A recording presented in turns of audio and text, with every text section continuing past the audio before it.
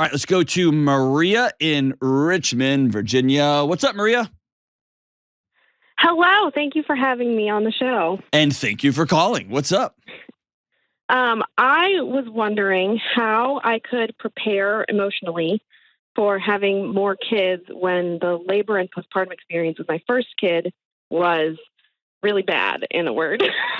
Tell me what. Anytime somebody says it was really bad and they start laughing, it was super bad. Tell me what really bad means. So I was in labor for over 2 full days. I had to transfer to a hospital when I was planning on having a home birth, and I pushed for 6 hours. And after he was born, there was some when I was getting stitched up, I could feel it, and I told the nurse to stop, and she didn't. So that was also not great. And then when we got home, my son didn't sleep for the first year of his life. So he's just over a year now, and he's just starting to sleep, and I'm just starting to feel sort of like a normal person again. Like a human again? Yeah. So this was more. Did you experience any postpartum symptoms, or was this just like it was a traumatic birth experience? Yeah. Okay. Yeah. I mean, I do think there was some postpartum depression and anxiety happening. Sure. That's just a guess. I should have gotten help and I didn't, but Okay. Yeah. So, man, I think your fear of what comes next is legitimate and real. I mean, it was a scary thing, and it was a painful thing, and it was a loss of control, and it was probably made worse by every one of your girlfriends telling you it's so beautiful and lovely and great, and you were on Pinterest the week before, and all these birth moms are holding their babies and smiling like it's all shiny, and you know what I mean? It's like you had this picture of what this was going to be, and they're going to lay your baby down on your chest, and it's going to be skin-to-skin contact, and you're going to feel this moment, and instead you're screaming, and your legs are so cramped up you can't move, and you'll go to the bathroom in 6 to 7 weeks because whatever. And then this kid won't sleep, and I don't even like him, even though he's my baby. And then I feel guilty and shameful because I don't like my kid, right? It's not how we drew it up, right? Yeah. So that's an accurate picture. Do you want to have more kids? Yes. Why? Why do you want to go down this road again? Because I know when I'm 70, I'll be really mad if the thing that stopped me was being scared of 1 year being difficult.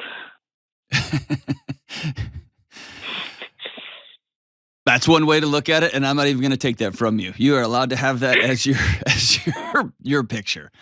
So a friend of mine, she had a pretty remarkable experience with postpartum, and then she ended up making sense of that, making meaning of that by sitting with a number of women who have different birth experiences. She's a professor at a med school, really remarkable woman.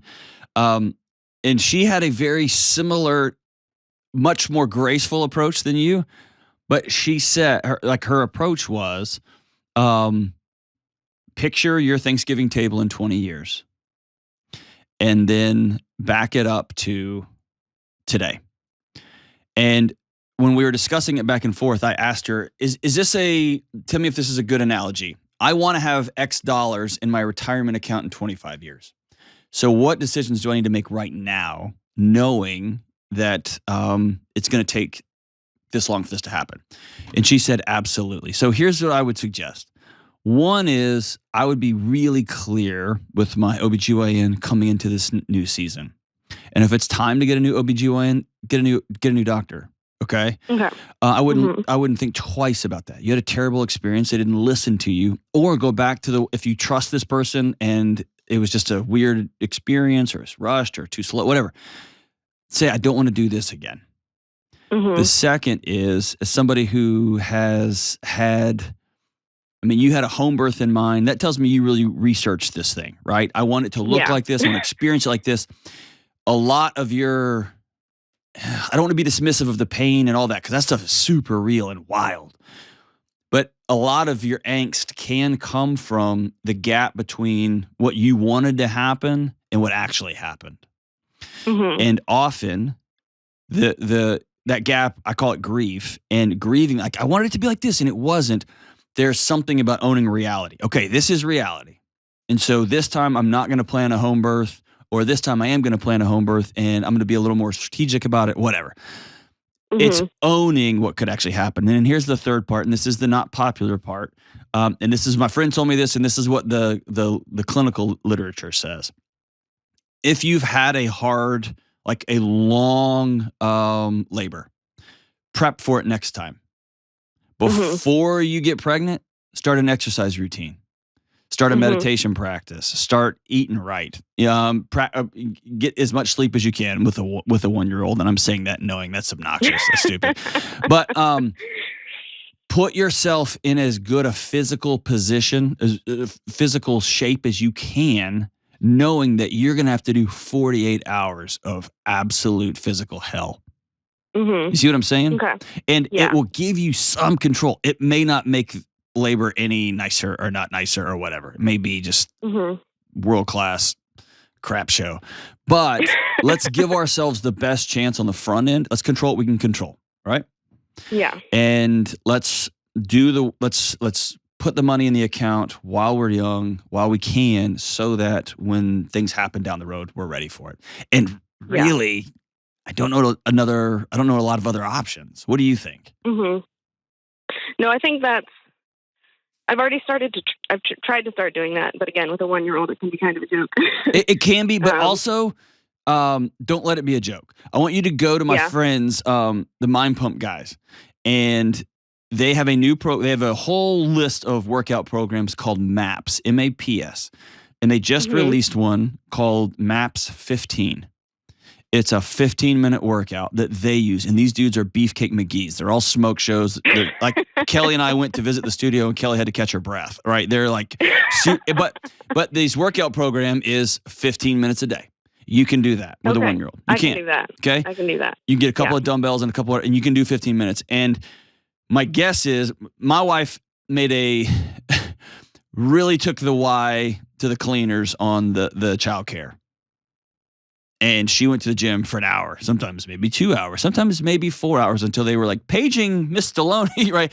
But some of these gyms have free childcare, and it might be a great way for you to get some space to read a book, to journal some, to exercise right, take a class, be around other people. So utilize some of that stuff. What I would Okay. say is it's a cultural issue. And so I don't want to project this onto you because it may not be the case in your home, but culturally speaking, we've made our children, especially young kids, the epicenter of our planet. And I would suggest you control alt delete your calendar a year in and say, okay, I'm not going to go through a day and not exercise. How's my Mhm. kid going to be a part of that? Not how can I fit exercise into my kid's world? Okay. Yeah. I'm not budging on this. So, kid, you're coming to the Y childcare. And you know what? Everybody's going to live. It's going to be fine. And I'm going to Mhm. become a mom who sleeps at night, a mom who's a little less stressed, a little less anxious because I'm taking care of myself. I've got to go be with other people. So, kid, you're going to have to figure this out because mom's going to go be with her friends and other people because my world doesn't revolve around you because your kid can't hold your world, right? They're not strong enough to Mhm. hold the epicenter of your solar system. So I'm not even gonna let you do that. You're a moon. You revolve around me, right? And let's completely shift. And maybe that's something you sit down with your husband and say, hey, we're a year in, we've survived. Let's start building a life that we want, not settling for a life that we think we have to have because we have this 14-pound screaming thing in the house that poops and eats and never sleeps. Does that make sense? Yeah. Yes. As the great Rage Against the Machine said, Maria, it's time for you to take your power back, right? Take ownership of your home and take ownership of, okay, I got my butt kicked last time during labor. It was rough. Um, I lost control of the picture that I'd planned so long for. My body didn't respond how I thought it was going to. I ended up in a physical exertion Like I physically exerting myself in a way that I wasn't prepared for. My nurse didn't listen to me. I had surgery without anesthesia, right? All these things. Here's what I can control going ahead next time. And recognizing it might be really, really rough again. And that's when we're going to double down, like you said. I'm not going to, when I'm 70, I'm going to hate myself. Probably wouldn't go there. But what's the table I want in 20 years? And what hard things do I have to do now? And I do think sitting down with your doctor and saying, hey, this was my experience. We're about to go round 2 of this, and I need to have a better experience this time. I need you guys to listen to me better. I need to plan better. And let's be all on the same page here. But congratulations. I'm sorry. I'm sorry it was so rough this time.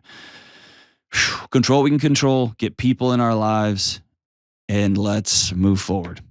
Best of luck to you. Hey, when this new baby's born, number 2, send us a picture and we'll post it for you.